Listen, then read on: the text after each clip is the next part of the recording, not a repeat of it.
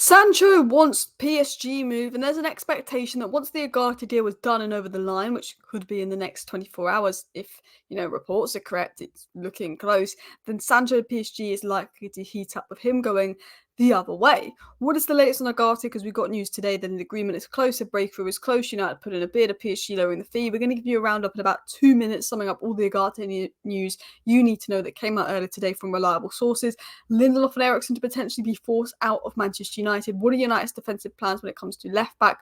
What is the latest on the potential McTominay exit, Mesbury exit, and Manchester United's plans for the rest of the transfer window? Hello and welcome back to Alice Talks Football, and welcome back to your late night 10-minute roundup where I round up all the latest Manchester United news that's coming today in 10 minutes. Some of this has just come out in the last few hours. Some of this I covered in my live shows, and I'll pick the most relevant and reliable news from my live shows and round it up into a 10-minute video for you guys. So if that's your thing, please do subscribe. I'm doing this every night throughout the transfer window, starting with the latest on the whole Sancho Ugarte story. Also, to give you updates, I forgot to add it to the slides, Pellistri has left Manchester United. Here we go. He said his bye-byes as well, and did like a sort of little bye-bye post on Instagram where he called Bruno the best captain ever. Now, one player United are eager to sell, but they don't want to sell him on the cheap because he's a good player, is Jadon Sancho. Now, Jadon Sancho wants to join PSG, but nothing is advanced with the club as of yet. There was reports that Sancho had agreed personal terms to PSG.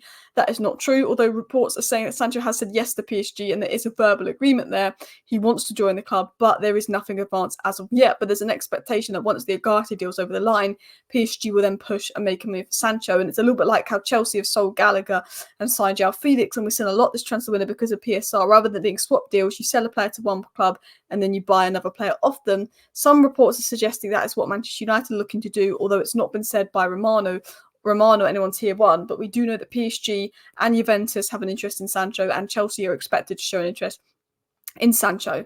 Now, today we got a lot of news on advancements between between Ugarte and Manchester United. I'm going to get into what that news said. We covered some of it earlier in my live show. But the Muppeteers are coming now saying today Manchester United are offering PSG something a little above 50 million euros for Ugarte. We first offered them 43 million euros. They rejected that. They wanted 51 million pounds. Maybe we're offering them something like 45 million pounds, which could be like 52 million euros. They want 60 million euros, 8 million euro difference, 7 million loss.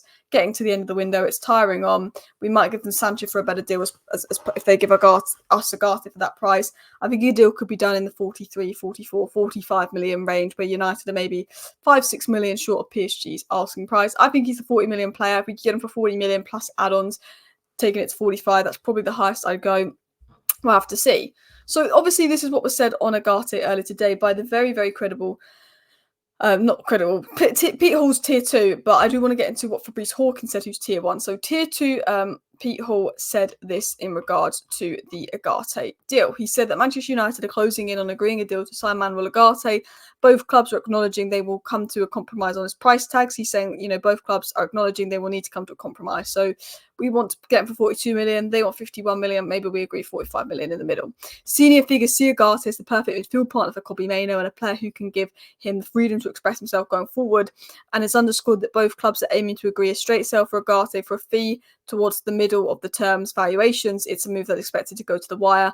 Considering the Muppeteers have just confirmed we've bidded slightly over our last 50 million euro bid, maybe the agreement's going to be made in the middle. Fabrizio Romano's retweeting stuff. Florian Plettenberg said there was a verbal agreement there, so maybe the price has actually been agreed verbally, and lots of reliable sources saying there's been a breakthrough, there's been a verbal agreement more. Fabrice Hawkins, who's very credible when it comes to PSG news, says that PSG have already lowered their initial demands for Manuel Ugarte, but do not want to lose out too much on what they brought for 60 million euros. So they wanted 51 million pounds. They've now lowered that. We were paying 42 million pounds. We've now hired that to get the deal done. They're going to meet in the middle. That looks like exactly it's going to be done. It looks like the Ugarte deal is going to be done. Man United don't want to pay high for a player who spent most of his time on the bench last season, was said. And they said the agreement between Manchester United and PSG is close, but still needs to be finalised. Everyone has accepted that he will leave at the end of the window. Common ground needs to be found between the clubs, was confirmed by Fabrice Hawkins. It was also said in other news coming out as well, so just to give you context, that it looks like there's going to be an agreement between United and Ugarte. It looks like there's been a verbal agreement on the price. It's between the two prices. It should be done. It should be sorted. And we know that United's focus after Ugarte is the out. So what is the latest in regards to United outs? Manchester United are expected to drop their valuation McTominay to below £30 million. I think they're willing to now do a deal for £25 million because he's got 1 year left on his contract and he's a squad player. He's never going to be good enough to start, and I think we want that pure FFP profit. Christian Eriksen and Victor Lindelof could also be sold before the window closes. Now, to give you what you need to know, McTominay, he rejected Fulham. He is waiting for other clubs. McTominay is open to Napoli. He wasn't open to Fulham. He's more than happy to stay at United, even if he's going to be like a bench player that makes an impact because he knows he gets minutes. I think he will leave United for a club like Napoli or a club that he feels is big enough, but he's happy to stay at United. If he does stay, maybe we extend his contract by a year because I think United will want to cash in 25-30 million if they can on McTominay. But apparently they're willing to accept 25 million. Fulham apparently did give us 25 million, but McTominay told Fulham he's waiting for Napoli. Now, it was said that Manchester United are keen to avoid losing Lindelof and Eriksen on free transfers next summer, with both players expected to play a minor role in Ten Hag's plans this season. The club is actively working to force their departure and find potential suitors. And the Muppeteers did say that Victor Lindelof's injury shouldn't hold up a sale if there's an option for him. It's up to him and his family to decide, and if a decent offer comes in, United are willing to sell. United want to offload Lindelof. I know we're trying to offload Lindelof because we don't want to lose him on a free, but I think Lindelof is more than happy to stay at United, even though he's not going to get loads of minutes with De Ligt and Euro coming in, and Maguire now preferred to him because he thinks I can run down my contract. I get the wages at United, which I'm not going to get when I leave United. I can get a bonus if I join a new club, and I'm going to get more choice when I'm available as a free agent. So even though Lindelof's been told he's not going to play in, Man United are trying to sort of force that move along. Lindelof himself is just saying, well, I want the money, and he's probably going to stay at United and run down his deal, which is a little bit annoying, but at the end of the day, we've only got ourselves to blame by paying players high wages. United want Lindelof gone, and apparently they're willing to accept bids as low as 6 million to get Lindelof out the door. But the player himself doesn't seem to have any interest in leaving the club, which is a little bit frustrating. Continuing on more into some of Ten Hag's plans, it was said by Dean Jones and Danny Rust that Erik ten Hag is strongly considering whether to only entertain bolstering the left-back position if it's still a problem in January. So again, Erik ten Hag may look at left-back, but only if it's a problem in January. He knows Luke Shaw is back in 3 weeks. Masraoui can play left-back, Marks can play left-back, Dalot can play left-back. I feel like because of how injury-prone Shaw and Malacia is, and Masraoui as well, we probably do need a left-back just to cover for the next 6 months, especially if he's not going to give Harry Amas the minutes. But I think he's willing to wait till January, which is a big risk, a really big risk. If Harry Amas was going to play, I could understand that, but I don't think Harry Amas is going to play. He wasn't even on the bench for the City game. So it's a little bit of a situation there. Ten Hag said Harry Amas is at least 3 months away from being ready to play. I think next summer looks like United are going to go big on the left-back position and find an eventual Luke Shaw replacement. But United are hoping that Luke Shaw, when he comes back from injury, actually manages to stay fit this time.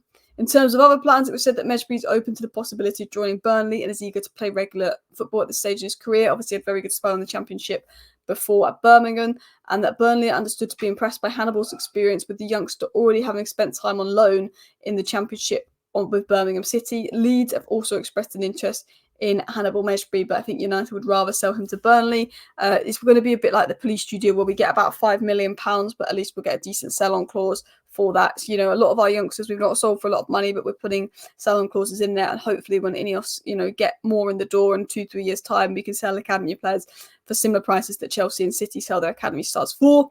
In regards to Manchester United's other plans, it was said that Manchester United are braced for offers for players before the end of the window. And Samuel Atka said the new United are determined to change their reputation in over the market, and the next days when they gave away players for a tuppence are over. And it's saying that one thing United want to do is they want to make sure that they're actually selling players for good fees. We are letting our youngsters go for cheap, but I think holding out on the right amount of money from McTominay, Greenwood deals dragged on. I can see what they're trying to do. We're trying to restore our reputation in sales. That's probably going to take time, but also I think we're starting to restore reputation in buying, walking away from Bramthwaite, getting De Ligt and Euro, dragging on De Ligt deal, getting De Ligt for about 5 million cheaper, coming to an agreement in the middle for Ugarte. It seems to be working in terms of the ins. Hopefully we can get that to work on the outs. But United are expecting offers for a lot of players. There's 5 or 6 youngsters that are going to leave, and potentially bigger sales for Sancho and McTominay I want to watch. I don't see Maguire leaving. I don't see Casemiro leaving. I don't see Anthony leaving. Lindelof could leave.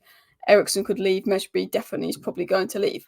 But anyway, guys, that is all the latest Manchester United news rounded up into a 10-minute upload for you guys. Some of this we did cover earlier today in my live show, but in case you missed it, I wanted to include some of the relevant news. I think the Ugarte deal could be done tomorrow, so make sure to subscribe with the post notification bell on so you know the latest on that.